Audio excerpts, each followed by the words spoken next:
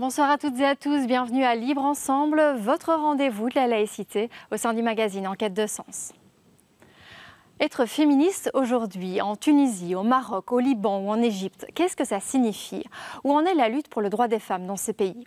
Pour en parler, nous avons rencontré, il y a quelques semaines à Bruxelles, Feriel Ben Mahmoud. Cette réalisatrice franco-tunisienne venait y projeter son film documentaire « La révolution des femmes, un siècle de féminisme arabe ». Un film dans lequel elle retrace la longue marche pour l'émancipation des femmes dans les pays arabes, du début du XXe siècle aux révolutions d'aujourd'hui. Alors que les peuples du monde arabe se soulèvent pour la liberté, les droits et le statut des femmes déchaînent plus que jamais les passions et les combats politiques. Pourtant, il y a 50 ans déjà, la liberté et l'émancipation semblaient promises aux femmes arabes.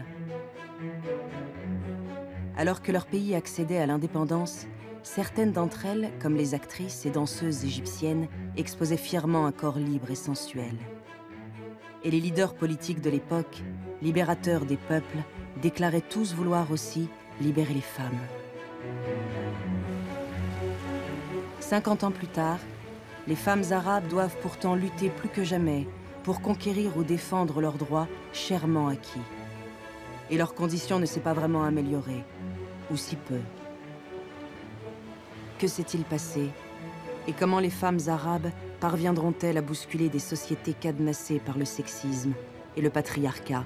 Les premières féministes, les premiers féministes, c'était des gens qui étaient des nationalistes, qui luttaient pour l'indépendance de leur pays, et qui en même temps demandaient plus de droits aux femmes, parce que pour eux, ils se voyaient bien que leur pays pouvait devenir un pays libre et moderne, et entrer dans la modernité, que si les femmes aussi...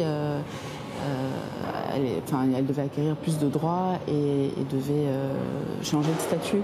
Tahar Haddad en Tunisie, c'est quelqu'un qui a fait des études de théologie et c'était un réformiste, un réformateur et qui était très croyant, pratiquant. Pour lui, il n'y avait aucune contradiction avec le fait d'accorder leurs droits aux femmes. Pour lui, ça n'avait absolument pas de... la religion ne s'opposait pas du tout aux droits des femmes, absolument pas, au contraire. Donc, moi, je ne pense pas du tout que ce soit ça le problème. C'est vraiment le problème, c'est le patriarcat. Et ça, la société patriarcale, et que ce soit dans d'ailleurs les 3 religions monothéistes, c'est à peu près pareil. Symboliquement, Bourguiba ôte en public le voile traditionnel de cette femme. En enlevant aujourd'hui leur voile, ce qu'il appelle ce misérable chiffon, le chef de l'État rappelle que la femme tunisienne est, en droit du moins, égale de l'homme. En Tunisie, c'était pas par féminisme, volonté de faire une réforme féministe qui a eu le droit à l'avortement, mais c'est un ensemble en fait de choses. Parce qu'en Tunisie, il y a eu une grande politique de planning familial, mais ça rentrait dans le cadre de comment moderniser le pays. Donc, on a développé l'enseignement gratuit pour tous, garçons et filles, les écoles mixtes. C'était une vision d'ensemble. Et donc, il y avait aussi le planning familial, parce que les femmes, beaucoup mouraient en couche, avaient énormément d'enfants. C'était lié aussi à la pauvreté. Donc, au départ, on a limité, c'était pour les femmes, je crois, plus de 5 enfants, elles pouvaient avorter. Et puis après, en 1973, juste avant la France, c'était sans condition, gratuitement, dans tous les plannings familiaux. Et c'est encore aujourd'hui, c'est encore une exception, la Tunisie, de ce point de vue-là. 5 juin à l'aube, les avions israéliens foncent sur les objectifs militaires d'Égypte, de Syrie et de Jordanie. En 3 heures, l'aviation arabe sera anéantie. La guerre de 67, ce n'est pas la défaite des Arabes face à Israël, c'est la défaite de la modernité. Parce que c'était des régimes socialisants, modernistes, qui voulaient moderniser leur société, qui ont échoué Mais lamentablement, donc c'est aussi l'échec de leur politique.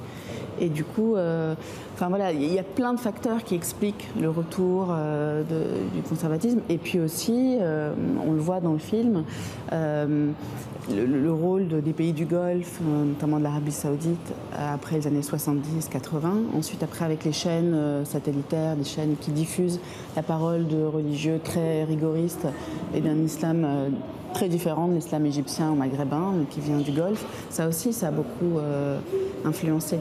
قال نبينا صلى الله عليه وعلى وسلم ولا تضرب الوجه الله ولا تقبح شوف كرمها إن ضربها لا يضربها على وجهها حتى وهو يضربها لا يسبها ولا يشتمها عجيب إذن هو يضرب للتأديب تحتاج إلى تأديب لم يجز العقوبة بالضرب كما قال أهل العلم إلا في حالة واحدة عند امتناعها عن فراشه عند امتناعها عن فراشه نعم لأنه أين يذهب الرجل هو يريدها وهي تمتنع عنه يعني ما ينفعش واحد يضرب مراته عشان أكل عشان شرب عشان لا أيوة لا يكون إلا لأجل هذه المسألة التي لا يستغني عنه.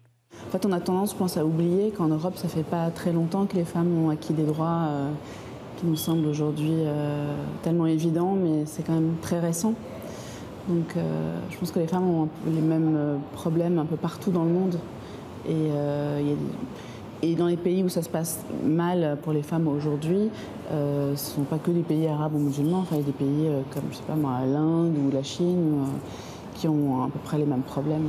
Avec la démocratie, les droits individuels et la notion des droits et des libertés sont devenus, voilà, font partie du débat public et les gens peuvent revendiquer. Avant, on ne pouvait rien revendiquer du tout. Donc ça, c'est la vraie différence, quoi. Et dans le film, il y a une sociologue marocaine qui dit tant qu'il n'y a pas de démocratie, de véritable démocratie, il ne pourra pas y avoir de véritable égalité pour les femmes. C'est vrai, c'est intimement lié. Au Liban, en fait, c'est un système confessionnel. Donc c'est pour ça que là, c'est pas lié à l'islam ou voilà, de toute façon, qu'on soit né chrétienne ou musulmane, le droit de la famille est régi par les religieux et pas par l'État. En fait, c'est pas les mêmes lois pour tous, ça dépend de sa confession. Et les femmes, lorsqu'elles divorcent, elles n'ont pas la garde des enfants, par exemple. Ou elles l'ont jusqu'à un âge, ça peut être 7 ans ou 9 ans, mais après, elles vont dans la famille du père systématiquement. Et les femmes sont lésées systématiquement dans les divorces, que l'on soit chrétienne ou musulmane. Malheureusement, ça ne change pas beaucoup de choses.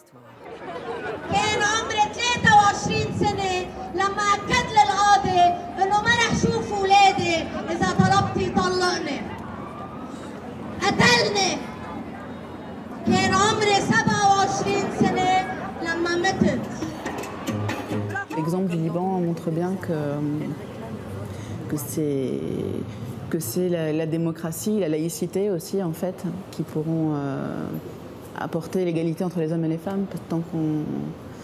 Là, en l'occurrence, c'est les religieux qui s'occupent de ces affaires-là. En général, c'est pas trop en faveur des femmes.